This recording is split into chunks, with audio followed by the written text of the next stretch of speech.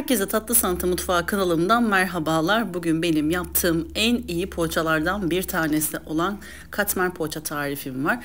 İnanılmaz lezzetli, hem yumuşaklığıyla hem de tel tel böyle dokusuyla yumuşacık ağızda dağılan bir poğaça tarifi. Sizler de bu tarifi mutlaka deneyin. Fazla vakit harcamadan hemen tarifime başlayalım.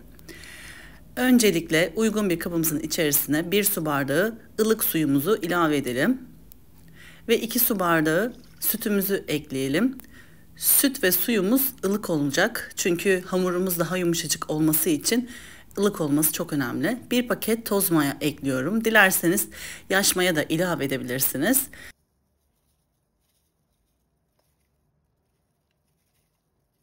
Sütü ve suyu mutlaka ocakta ısıtıyorum ben. Ilık konuma geldiği zaman o şekilde poğaçamı yapmaya başlıyorum. 3 yemek kaşığı toz şekerimi ilave ediyorum.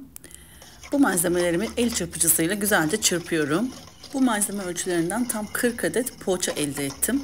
Eğer çok fazla geliyorsa size malzeme ölçülerini yarıya indirgeyerek de yapabilirsiniz. Ya da daha fazla yapmak istiyorsanız malzemeyi 2 katına çıkararak 80 adet de poğaça elde edebilirsiniz. O kadar lezzetli ki bir tepsisi yaptığınız zaman da bitiyor, onu söyleyeyim. Bu malzeme ölçüleri bana göre ideal. Şimdi 1 su bardağı sıvı yağ ilave ediyorum. Çırpmaya devam ediyorum. Sıvı malzemeleri karıştırdıktan sonra 6 su bardağı unumu ilave ediyorum. 6 su bardağı unumun üzerine birazdan tekrardan 1,5 su bardağı un kullanacağım. Yani toplamda malzemelerimde 7,5 su bardağı un kullandım.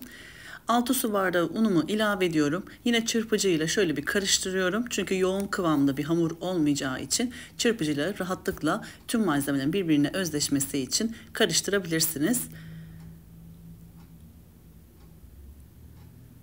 Bir de bu aşamada tuzu ilave ediyoruz. Yani tuzu ilk önce asla eklemiyoruz. Tüm poğaça tariflerinin en önemli püf noktasıdır. Mutlaka ben unun yarısını ilave ettikten sonra veya yarısından fazlasını ilave ettikten sonra tuzu ekliyorum. Böylelikle mayanın aktifleşmesini sağlıyorum. Eğer maya ve tuzu un ile birlikte ilave etmezseniz mayadan yeterli verim alamazsınız. 1 yemek kaşığı tuzumu ilave ettim. Şimdi çırpıcıyla tekrardan karıştırıyorum. Gördüğünüz gibi cıvık bir hamur olduğu için tekrardan un ilave edeceğim. 6 su bardağı unumun üzerine 1,5 su bardağı un ekliyorum. Toplamda dediğim gibi 7,5 su bardağı un kullanmış oldum. 1,5 su bardağı unumu ekledikten sonra elimle güzelce yoğuruyorum. Hafif ele yapışan bir poğaça hamuru olacaktır. Bu aşamada en iyi poğaça yapmanın püf noktalarından bir tanesi de hamurunuzu çok güzel bir şekilde yoğurmanız. Yaklaşık en az 5 dakika kadar poğaça hamurunuzu yoğurmanız gerekmektedir. Çünkü çok güzel yoğrulan poğaça hamurları pürüzsüz oluyor ve güzel bir dokuda oluyor piştikten sonra. Ben de 5 dakika kadar elimle güzelce yoğurdum. Yumuşak hamur elde edene kadar yoğurmaya devam ettim. Hafiften ele yapışsa bile mayalandıktan sonra inanın elinizden hamurunuz akıp gidiyor. Bizim istediğimiz kıvamda poğaça hamurunda bu şekilde olduğu için kesinlikle başka bir un ilavesi eklemeyiniz. Gördüğünüz gibi bu aşamada elime yapışan bir hamur elde ettim. Şimdi poğaça hamurum hazır. Kapağını kapatıp tam 1 saat kadar mayalandırmaya bırakıyorum. 1 saat sonrasında mayalanan hamurumun kapağını açıyorum. Elimle şöyle bir hamurumu topluyorum. Bunu da mutlaka yapmamız gerekiyor. Çünkü poğaça hamurunun içerisinde maya kokusunun olmasını istemiyorsanız mutlaka elinizde mayalandıktan sonra hafifçe toparlayın. Böylelikle poğaçanız piştikten sonra maya kokusunu hiçbir şekilde almazsınız. Poğaça hamurumu tezgahın üzerine almadan önce yapışmaması için öncelikle tezgahımı unluyorum. Daha sonra poğaça hamurumu üzerine döküyorum. Birkaç hamlelerle içe doğru poğaça hamurumu katlıyorum. Daha sonra 8 eşit bezeye bölüyorum.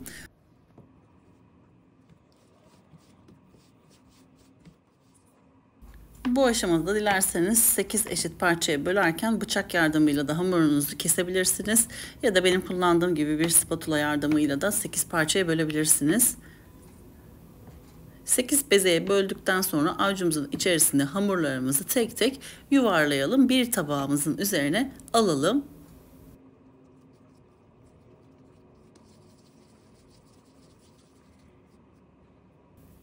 Poğaça hamurumuzun üzerinde gördüğünüz gibi çok güzel kabarcıklar da oluştu. Avucumun içerisine yuvarlarken baloncuklar oluştu. Hamurumuzun çok güzel mayalanmış olduğunun göstergesidir. Özellikle poğaça hamurunuza çok fazla un ilave etmeden hafif ele yapışan bir hamur yaparsanız çok güzel, akışkan, güzel mayalanan poğaça hamurları elde edebilirsiniz. 8 bezeye bölüp yuvarladığım poğaça hamurlarımı ayrı bir sunum tabağıma alıyorum. Tek tek hepsini merdaneye veya oklava yardımıyla açıyorum. Şimdi ilk önce bu aşamada ilk 4 tanesini açıp üst üste ara katlarına tereyağı sürerek 4 katlı bir poğaça hamuru elde edeceğiz. Bütün açtığımız hamurları aralarına tereyağı sürüp 4 kat elde ettikten sonra katlayıp buzdolabında en az 20 dakika kadar dinlendireceğiz. Buzdolabında dinlendirmemizin sebebi de tereyağının donması gerekiyor. Donduktan sonra çok güzel bir şekilde poğaça hamurumuz açılıyor ve çok lezzetleniyor. Zaten mayalı bir hamur olduğu için merdane veya oklava yardımıyla açılması da inanın çok kolaylıkla sağlanıyor. Yakından da gördüğünüz gibi ilk önce merdane ile açtım. Daha sonra oklavadan yardım alarak hamurumu genişletiyorum. Elinize de şöyle hafifçe yaydıktan sonra bu genişlikte poğaça hamuru yeterlidir. Şimdi arasına eritmiş olduğum tereyağımdan sürüyorum. Tarifimde 250 gram tereyağı kullandım.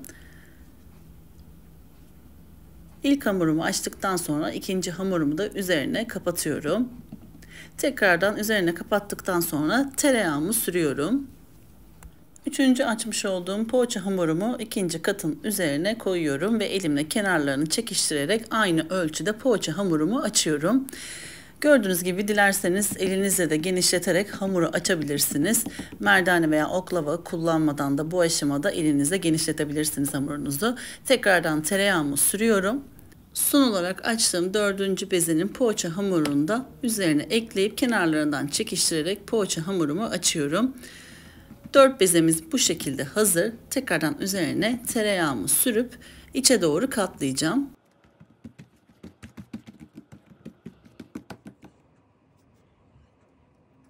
Son kata tereyağımı sürdükten sonra uç kısımlarını içe doğru hamurumu katlıyorum. Her katladığım katın üzerine tekrardan tereyağı sürüyorum. Sadece en üst kalan kısmını tereyağı sürmüyoruz. Çünkü soğuduktan sonra merdane ile açacağımız için merdanenin üzerine yapışmaması için en son katına tereyağı sürmeyeceğiz. İçe katladıktan sonra kenar kısımlarında kalan hamurları da içe katlıyorum ve bu kata da tereyağı sürüyorum. Diğer ucundan üzerini tekrardan kapatıyorum ve bu üst kata tereyağı sürmüyorum. Bir sunum tabağına alıp en az 20 dakika kadar buzdolabında dinlendiriyorum. 4 bezeden oluşan poğaça hamurumu buzdolabında dinlendirirken diğer hamurlarımı da aynı yöntemle 4 beze yapıp bu şekilde buzdolabında dinlendirdim. Şimdi buzdolabında 20 dakika sonrasında dinlenen hamurumun tezgahın üzerine un serpip hamurumu alıyorum ve merdane yardımıyla açıyorum.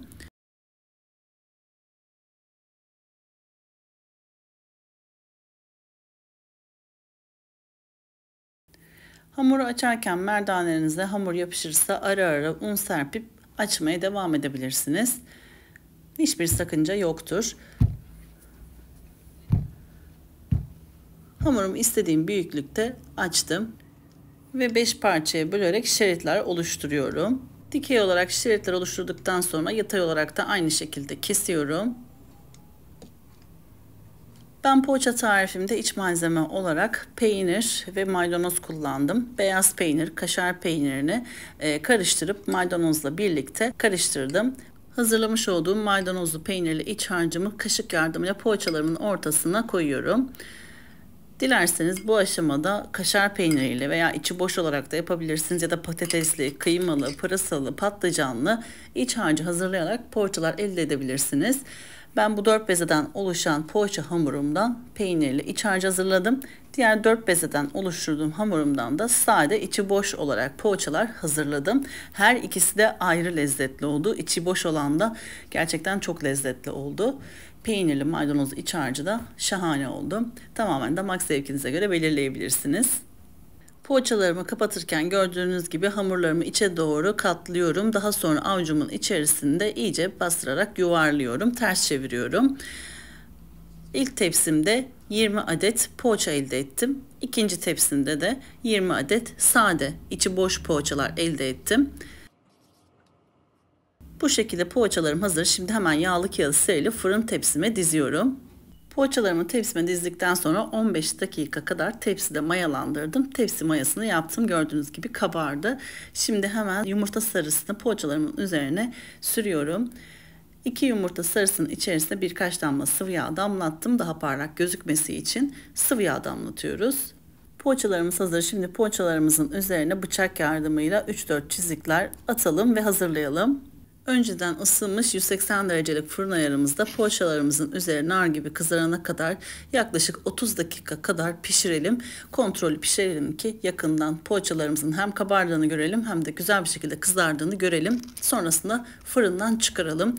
Fırından çıkardıktan sonra hemen sunum esnasına geçebiliriz. Yakından da gördüğünüz gibi yumuşacık, puf puf kabaran çok ama çok lezzetli poğaçalar elde ettik. Yakından da görüyorsunuz ki ne kadar lezzetli olduğunu görüntüsünden belli ediyor. Şimdiden deneyecek olanlara afiyet olsun. Denedikten sonra yorum kısmına mesaj yazmayı lütfen unutmayınız. Diğer tepsimi de sizlere yakından göstermek istiyorum. Bu tepsimi de sade poğaça olarak hazırladım. Hemen iç dokusunu gösteriyorum. Yumuşacık, aynı şekilde çok lezzetli poğaçalar oldu. Böylelikle bir tarifimin daha sonuna geldik. Beni buraya kadar izlediğiniz için hepinize çok teşekkür ediyorum. YouTube kanalıma henüz abone olmadıysanız YouTube kanalıma abone olmayı, paylaştığım videolarıma beğeni bırakmayı lütfen unutmayınız. Yepyeni tariflerimden anında haberdar olabilmek için ise bildirim zilini lütfen açınız. Poğaça tarifimi beğendiyseniz sevdiğiniz arkadaşlarınıza göndermeyi unutmayınız. Bir sonraki tarifimde tekrardan görüşmek üzere. Kendinize çok iyi bakın. Hoşça kalın.